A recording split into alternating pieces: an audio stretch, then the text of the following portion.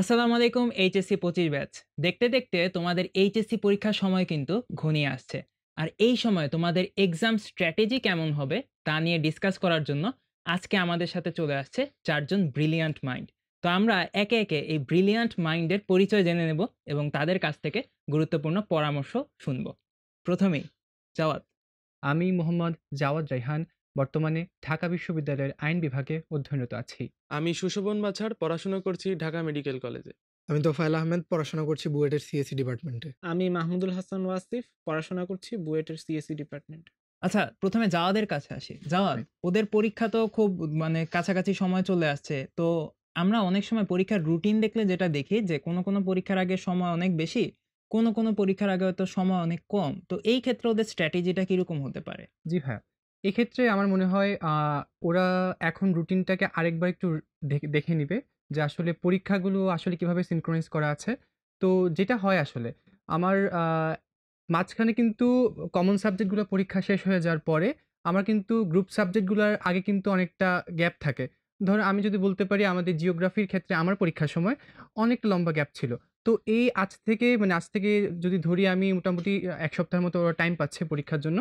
তো আমি কিন্তু ১ সপ্তাহ আগে কিন্তু আসলে জিওগ্রাফিটা পড়ি নাই। কারণ আমার যেহেতু ওখানে অনেকটা টাইম আছে তো আমি ভেবে নিয়েছিলাম যে আমি হয়তো পরেও এটা কভার করে নিতে পারবো। ঠিক একইভাবে আমি বলতে পারি ইকোনমিক্স এর কথা। ওখানে মোটামুটি একটা ৪-৫ দিনের গ্যাপ ছিল। তো ওরা আসলে রুটিনটা আবার একটু দেখে নিবে এবং এটা আসলে অধিকতর গুরুত্ব বিবেচনা করতে হবে। এখন আমার যদি জিওগ্রাফিতে প্রবলেম থাকে তাহলে আমি জিওগ্রাফিটা পড়বো বা আমার যদি সিভিক্সে প্রবলেম থাকে তাহলে আমি সিভিক্সটা পড়বো। যার আসলে যেটাতে সমস্যা এবং সমস্যাটা যদি প্রকট হয় তাহলে এটা এখন পড়তে পারে। আদারওয়াইজ হচ্ছে মানে রুটিনটা দেখে তারপর হচ্ছে ডিসিশন নিতে পারে আসলে কে কোনটা এখন পড়বে। আচ্ছা, ধন্যবাদ জাওয়াদকে খুব সুন্দর পরামর্শের জন্য। আসলে কোনো পরীক্ষার আগে আমাদের গ্যাপ বড় থাকে, কোনো পরীক্ষার আগে ছোট থাকে। সেক্ষেত্রে তোমার যেখানে স্ট্রেংথ অথবা উইকনেস আছে, সেই অনুযায়ী কিন্তু তোমাকে নিজের রুটিনটা সাজাতে হবে এবং সেই অনুযায়ী কিন্তু তোমাকে এক্সামের প্রিপারেশনটা নিতে হবে। তো সুশোভন, আমি একটু তোমার কাছে আসি। তো অনেকেই আমাদের স্টুডেন্টরা একটা বিষয় নিয়ে বেশ নার্ভাস থাকে যে পরীক্ষার ইমিডিয়েট আগের দিন, বিশেষ করে রাতের বেলাও আসলে কোন টপিকগুলা দেখবে, কি দেখবে অনেকটা পাজলড অবস্থায় থাকে আমাদের স্টুডেন্টরা। তো তোমার এক্সপেরিয়েন্স থেকে তুমি যদি ওদের উদ্দেশ্যে কিছু বলতা? এখন ওদের উদ্দেশ্যে একটা পরামর্শ থাকবে যে রাতের বেলা আসলে একটু পাজলড হয়ে যায়। যেহেতু আগের দিন রাতে অনেক কিছুই মনে হয় যে এইটা হয়তো পড়া হয়নি, এইটা পড়ার দরকার ছিল। ওইসব চিন্তা সম্পূর্ণ বাদ দিয়ে একটা জিনিসের উপর বিশ্বাস রাখো যে যতটুকু পড়া হয়ে গেছে এইটুকু এনাফ। কনফিডেন্ট কনফিডেন্স লেভেলটা যেরকম আছে মানে বেশি হাই হবার দরকার নেই যদি ভালো পড়ে নেয়। আবার খারাপ প্রিপারেশন হলেও লো রাখার দরকার নেই। যেটা পড়ছো এই পর্যন্ত এনাফ। আর রাত বেশি করে পড়ার দরকার নেই। জাস্ট যেগুলি ইম্পোর্টেন্ট টপিক সেগুলি একবার শুধু চোখ বুলিয়ে যাবে। আর তাড়াতাড়ি ঘুমিয়ে পড়াটা সবথেকে বেশি ইম্পোর্টেন্ট। কারণ আচ্ছা। অনেকে রাত করে হুম। আরকি পড়ে তারপরে ঘুমায়। কিন্তু ওই সকালে ওঠাটা একটু সমস্যা হয়ে যায় পরীক্ষার দিন। তো সুশোভনের কাছ থেকে আমরা খুব সুন্দর পরামর্শ শুনলাম। এখানে আমি আরেকটু ছোট করে ওর সাথে এড করি। ও কিন্তু বলল যে গুরুত্বপূর্ণ টপিকগুলো যেগুলো হয়তো তোমার জানা সেগুলোই কিন্তু আগের দিনে একটু দেখে নিতে হবে। সো কোন টপিকগুলা পরীক্ষার জন্য আসলে গুরুত্বপূর্ণ, কতটুক তুমি পড়বা, কতটুক তুমি ছাড়বা এগুলা জানা কিন্তু গুরুত্বপূর্ণ। আর তোমাদের এই সিলেবাসটাকে গুছিয়ে দেওয়ার জন্য যেন অল্প সময়ে পরীক্ষার ইমিডিয়েট আগে তুমি বেশ সুন্দর মতো একটা প্রিপারেশন নিতে পারো।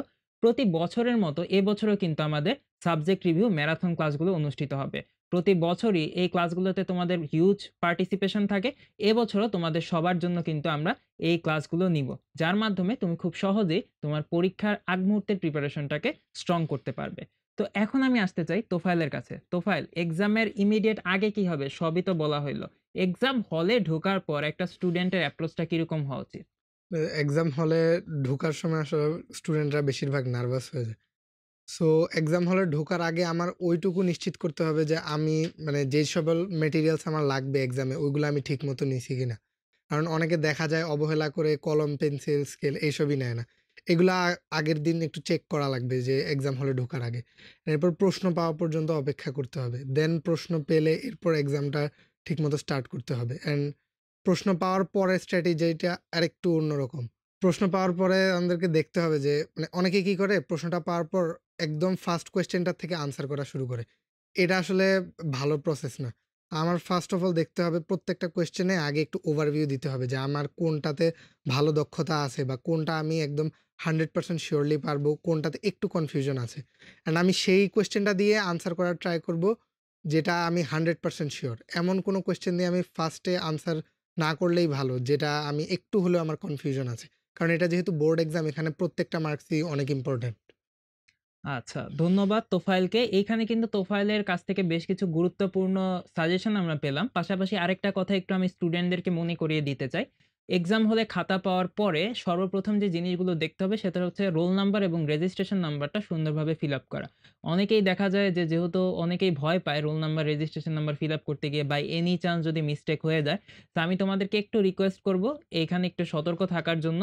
কারণ পরীক্ষার ইম্পোর্টেন্ট পার্ট কিন্তু এটা। তো এখন আমি একটু ওয়াসিফের কাছে আসতে চাই। ওয়াসিফ, তোফায়েল তো বেশ ভালোভাবেই বলল যে এক্সাম হলে আসলে আমাদের অ্যাপ্রোচটা কিরকম হবে। অনেক সময় আমাদের স্টুডেন্টরা আমরা দেখি যে এমসিকিউ আনসার করার সময় ওদের একটা তাড়াহুড়া কাজ করে।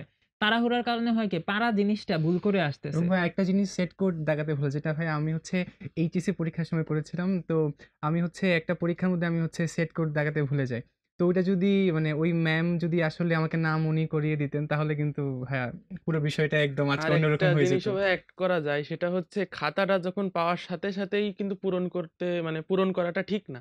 একটু ভালোভাবে দেখে নিতে হবে যে খাতায় কোনো এক্সাক্টলি, ডিফেক্ট আছে এক্সাক্টলি। নাকি, হ্যাঁ। বা প্রশ্ন দেওয়ার সাথে সাথেও দেখে নিতে হবে সেট কোড ঠিক আছে নাকি, ওটা অন্য কোনো প্রশ্ন চলে আসলো নাকি, এটা একটু দেখে নেওয়া উচিত আমার মনে চমৎকার, হয়। চমৎকার। তো ওয়াসিফ, ওদের কাছ থেকেও তো আমরা শুনলাম। তো ওয়াসিফ, তুমি যদি একটু বলতা যে এমসিকিউ কোয়েশ্চেন আনসার করার সময় হচ্ছে পারা জিনিস ভুল হয়ে যাচ্ছে। তো এই ক্ষেত্রে তোমার অ্যাপ্রোচটা কিরকম ছিল?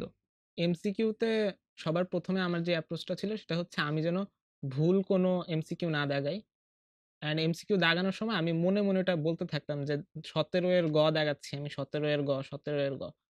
যেন এরকম না হয় যে অনেক সময় আমি ধরেন ১৬ নাম্বার কোয়েশ্চেনটা অ্যান্সার করেছি। তারপর ১৭ নাম্বারটা হয়তো অ্যান্সার করতে যাচ্ছি, কিংবা ১৭ নাম্বারটা আমি স্কিপ করে ১৮ নাম্বারটা অ্যান্সার করতে যাচ্ছি। তখন ১৮ নাম্বারটার অ্যান্সার আমি হয়তো ১৭ নাম্বারে দাগিয়ে ফেললাম। এই ওই লাইনটা ভুলটা একবার অনেক করে মারাত্মক হইতে পারে এবং এটা আসলে কন্টিনিউ হইতে পারে যে ১৭ র ওই জায়গায় লাইনটা ১৬, ধরেই ১৮ ভুল র হয়ে জায়গায় যায়। ১৭। কন্টিনিউ করতে, করতে দেখা গেল হ্যাঁ, এটা লাস্টেরটা অলওয়েজ দাগানোর পুরা জায়গায় ইয়েটা এটা আরেকটা হয়ে অলওয়েজ বিষয় যায়, মাথা হচ্ছে ভুল হয়ে যায়। আমাদেরকে কিন্তু হচ্ছে ওএমআর পেপার কিন্তু একটাই দিবে। একটাই দিবে, এক্সাক্টলি। হ্যাঁ, সেক্ষেত্রে মানে আসলে এটা একজনের রিকভার জন্য করা একটাই করা আসলে যায়। খুব টাফ হয়ে যাবে সেই এটা মুহূর্তে। কিন্তু আমাদের স্টুডেন্টদের জন্য একটা শিক্ষা যে আমরা প্রায়ই বলি পরীক্ষার আগে যে বেশি, বেশি তোমরা পরীক্ষা দাও অফলাইনে। কেন বলি? এটার একটা বাস্তব উদাহরণ কিন্তু এটা। যে যত বেশি তুমি পরীক্ষা দিবে, এই যে ভুলগুলার কথা ভাইয়ারা বলল, এগুলা কিন্তু তত বেশি তোমাদের এড়ানো সম্ভব হবে। তো আমাদের জুনিয়র যারা আছো এইচএসসি 25 তো obviously সামনে পরীক্ষা দিবা এবং আমাদের সাথেও যুক্ত ছিলা। এইচএসসি 26 বলো বা সামনের যে ব্যাচগুলা থাকবে তোমাদের জন্য কিন্তু আমাদের একই পরামর্শ থাকবে। আসলে কোনো যুদ্ধে যখন তুমি যাবা obviously যুদ্ধের জন্য পর্যাপ্ত প্রস্তুতি তোমাকে নিতে হবে। তাহলেই কিন্তু যুদ্ধ জয় করা সম্ভব হবে। তো ওয়াসিফের কাছ থেকে তো আমরা শুনলাম আসলে যে এমসিকিউতে আমাদের বেশ কিছু ফাঁদ পাতা থাকে, সেগুলো আমাদের এড়াতে হবে। তো আমি আবার একটু জাওয়াদের কাছে আসি। জাওয়াদ, আমাদের স্টুডেন্টরা অনেক সময় দেখা যায় বিশেষ করে সাবজেক্টিভ পরীক্ষাগুলোতে লিখা শেষ করতে পারে না। তাড়াহুড়া লেগে যায় বা ১ম ৩ টা সৃজনশীল খুব ফাটায় লেখছে। কিন্তু লাস্টের সৃজনশীলটা দেখে মনে হচ্ছে খুবই খারাপ অবস্থা। তো এই ব্যাপারে তোমার পরামর্শ আসলে কি থাকবে ওদের জন্য? জি ভাই, এটা ভাইয়া আসলে এটা নিয়ে ভাবার সময় হচ্ছে এখনই। কারণ পরীক্ষার আগে, আগে আমি যদি ভাবি এটা নিয়ে তাহলে আসলে ওটার ফলাফলটা আসলে ওরকম ইফেক্টিভ হবে না। এবং এটা হচ্ছে কি ভাইয়া যে মানে সবারই একটা মানে ধারণা থাকে আমি ১ম সৃজনশীল ২ টা ৩ টা খুব ভালোভাবে লিখবো।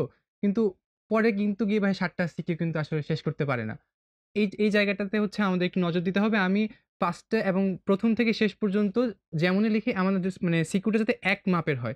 তাহলে কি হবে? আমি ৭ টা সৃজনশীল লিখে আসতে পারবো। টাইম হ্যাঁ, ম্যানেজমেন্টটা টাইম বেশ ম্যানেজমেন্টের জায়গাটা। তারপর হচ্ছে ভাইয়া মানে এটা কিন্তু এমন না আমি আ ১ম ৫ টা সিকিউ খুব ভালোভাবে লিখলাম। আর ২ টা সিকিউ হচ্ছে টাইমের জন্য লিখতে পারলাম না। তখন কিন্তু ভাই আমার কিন্তু এই ৫ টা সিকিউর যে নাম্বার, এভারেজ নাম্বার ওইটাই কিন্তু আসবে। ২ টা সিকিউর নাম্বার কিন্তু আমি পাবো না। আল্টিমেটলি কিন্তু দেখা যাচ্ছে আমার জিপিএ 5 টা মিস হয়ে যাচ্ছে। তো এই বিষয়টা খেয়াল রাখতে হবে এবং এটা নিয়ে আসলে আমরা খুব কম কথা বলি যে আসলে এটার ভাবার সময় হচ্ছে এখনই। তো এটা নিয়ে তোমরা এখনই ভাবো মানে সিকিউ গুলো তোমরা কিভাবে লিখতে যাচ্ছ। বাসায় হচ্ছে প্রতিদিন একটা করে সিকিউ আসলে লেখার ট্রাই করবা। আর তাহলে কি হবে? তুমি হচ্ছে টাইম ম্যানেজমেন্টটা হচ্ছে ভালোভাবে করতে পারবা। আচ্ছা, সুন্দর, সুন্দর। আসলে আমাদের পরীক্ষার হলে অনেকেই হচ্ছে গিয়ে স্পিডে লিখার অভ্যাস থাকে না। বিশেষ করে আমাদের হাতের লিখার এখন অভ্যাস কম থাকার কারণে স্টুডেন্টদের এই প্রবলেমটা কিন্তু এখন অনেক বেশি। তো আমি একটু তোমাদেরকে বলব যে হ্যাঁ, obviously তোমরা পড়াশোনা করবা। পাশাপাশি তোমাকে কিন্তু প্রতিদিন কিছু না কিছু তুমি লিখার চেষ্টা করো এবং স্পিড মেইনটেইন করে লিখার চেষ্টা করো। সেটা কিন্তু পরীক্ষার হলে তোমার অনেক বেশি কাজে দেবে। তো এখন আমি একটু সুশোভনের কাছে আসি। সুশোভন, এমসিকিউ আনসার করলো, সিকিউ আনসার করলো। মনে করো এক্সাম হলে তুমি বসে আছো, তোমার পরীক্ষা দেওয়া শেষ। হাতে ৫ মিনিট সময় আছে। কি করবা? অবশ্যই রিভিশন দিব। রিভিশন দিবা? অবশ্যই রিভিশন দিব। কারণ যদি রিভিশন না দিই এমন হতে পারে যে আমি একটা নাম মানে কোয়েশ্চেন নাম্বার আমি লিখি নাই। কিন্তু উত্তর দিছি ঠিকই কিন্তু কোয়েশ্চেন নাম্বারই লিখি নাই। টিচার কিভাবে বুঝবে যে কোন কোয়েশ্চেনের কোন নাম্বার? মানে পুরাই 0। হুম, হুম, হুম। তো এইটা যদি একটু ৫ মিনিটে যদি অল্প একটু চোখ বুলিয়ে যাই তাহলে কিন্তু আমার ওই ভুলগুলো আমি সহজে দেখে নিতে পারব। তো এত বড় ভুল বা এত মার্ক এই যে হাতছাড়া হয়ে যাওয়া এটা তো উচিত না। তাই সবারই উচিত যে পরীক্ষাটা শেষ হওয়ার পরে যেটুকু টাইম আছে যতটুকুই পাক বারবার রিভিশন দেয়া একেবারে শেষ পর্যন্ত। হুম, হুম। এক্সাক্টলি। খুব সুন্দর পরামর্শ। আসলে আমাদের যত ধরনের পরামর্শ আমাদের এই ব্রিলিয়ান্ট স্টুডেন্টদের কাছ থেকে আসলো, তো এখান থেকে কিন্তু তোমরা অনেক বেশি উপকৃত হয়েছো আশা করি।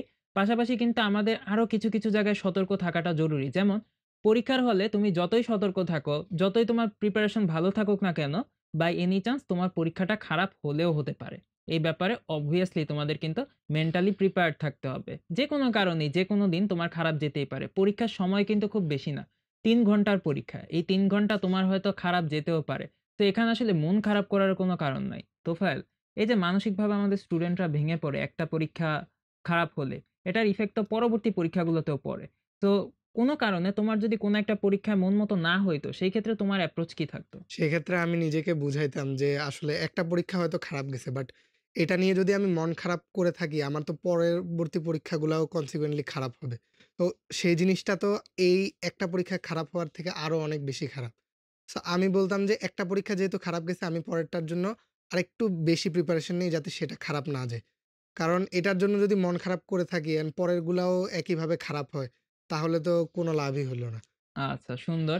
আসলে আমাদের স্টুডেন্টরা অনেক উদ্বেগ উৎকণ্ঠায় থাকে একটা পরীক্ষা দেওয়ার পর যে কতটা প্রশ্ন আসলে সে সঠিকভাবে আনসার করতে পারলো, অথবা এমসিকিউতে যে আনসারগুলো সে দাগালো সেটা আসলে ঠিকভাবে দাগাতে পারলো কিনা।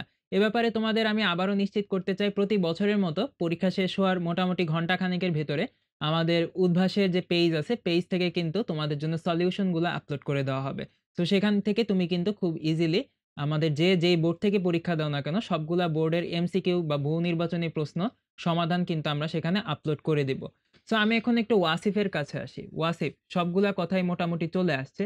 তো এখন যে বিষয়টা ইম্পোর্টেন্ট সেটা হচ্ছে আমাদের স্টুডেন্টরা দেখা যায় কি, মনে করো একটা পরীক্ষার আগে গ্যাপই নাই কোনো। একদিন গ্যাপ। বিশেষ করে বিগত বছরগুলোতে আমরা দেখতে পাচ্ছি যে ফিজিক্স পরীক্ষাগুলোর আগে গ্যাপ থাকে না। এবছর যদিও গ্যাপ কিছুটা আছে।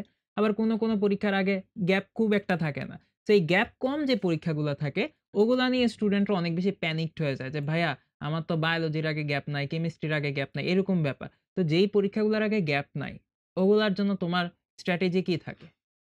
এই ব্যাপারটা নিয়ে আমরা শুরুতেই কথা বলেছিলাম একটু যে রুটিন কিভাবে ম্যানেজ করতে হয়। তো আমার মনে হয় ওইটা এখন থেকেই আমাদের খেয়াল রাখতে হবে যে কোন পরীক্ষাগুলোর আগে গ্যাপ কম আছে। তো এখনো আমাদের সামনে কিছুটা টাইম আছে। তো এখন থেকেই হয়তো সবাই ১ম এক্সামটার পড়া শুরু করছে না। তো এখন যেই পরীক্ষাটার আগে আমার গ্যাপ কম, ওইটার উপর আমার একটু ১-২ দিন যদি প্রিপারেশন নিয়ে রাখি, তাহলে পরবর্তীতে আমার জন্য ইজি হবে। তো ওইটা এখন থেকেই এনালাইসিস করে রাখতে হবে যে কোন এক্সামটার আগে গ্যাপ কম এবং ওই এক্সামটার কোনটার আমার ঘাটতি আছে কোন এক্সামে, ওইটা সম্পর্কে একটু ভালোভাবে জেনে নিতে হবে আগে। এক্সাক্টলি। আমরা বলি যে প্রত্যেকটা মানুষই কিন্তু তার নিজ দুর্বলতা এবং শক্তিমত্তার জায়গাটা নিজেই সবচেয়ে ভালো জানে। তোমরা স্টুডেন্টরাও কিন্তু তার ব্যতিক্রম না। তোমরা কিন্তু নিজেরাই সবচেয়ে ভালো বুঝতে পারো যে কোন সাবজেক্টে তোমাদের সবচেয়ে বেশি দুর্বলতা, কোনটা তোমাদের শক্তির জায়গা। তো সেই অনুযায়ী তোমাদেরকে প্রিপারেশনটা নিতে হবে এবং পাশাপাশি একটা নির্দিষ্ট পরীক্ষার আগে সময় কতটুকু আছে সেটাও কিন্তু একটু লক্ষ্য রাখতে হবে। তো একে আমরা পরীক্ষার প্রত্যেকটা বিষয়ে আমাদের এই অসাধারণ মেধাবী মানুষদের কাছ থেকে জেনে নিলাম। আশা করি তোমরা এখান থেকে বেশ ভালো একটা সাজেশন পেয়েছো এবং তোমাদের এক্সাম স্ট্র্যাটেজিটা বেশ সুন্দর করে এখান থেকে তুমি গুছিয়ে নিতে পারবে। এইচএসসি পরীক্ষার আগে যেমন আমরা তোমাদের সাথে ছিলাম, মডেল টেস্ট বলি বা বিভিন্ন কোর্সের মাধ্যমে বলি, এইচএসসি পরীক্ষা চলাকালীন কিন্তু সাবজেক্ট রিভিউ ম্যারাথন ক্লাস অথবা সলিউশন আপলোডের মাধ্যমেও আমরা ক্রমাগত তোমাদের সাথে কানেক্টেড থাকবো ইনশাল্লাহ। উদ্ভাসম্যের শিক্ষা পরিবার সবসময় স্টুডেন্টদের কল্যাণের কথা ভেবে স্টুডেন্টদের সাথে পাশে থেকে একসাথে আমরা পথ চলি। তো সবার জন্য শুভকামনা থাকলো। আমাদের আজকের এই আয়োজন হোপফুলি তোমাদের এইচএসসি পরীক্ষা চলাকালীন প্রতিটা স্টেপকে সহজ করতে অনেক বেশি হেল্প করবে। সবার জন্য শুভকামনা। আল্লাহ হাফেজ। আসসালামু আলাইকুম।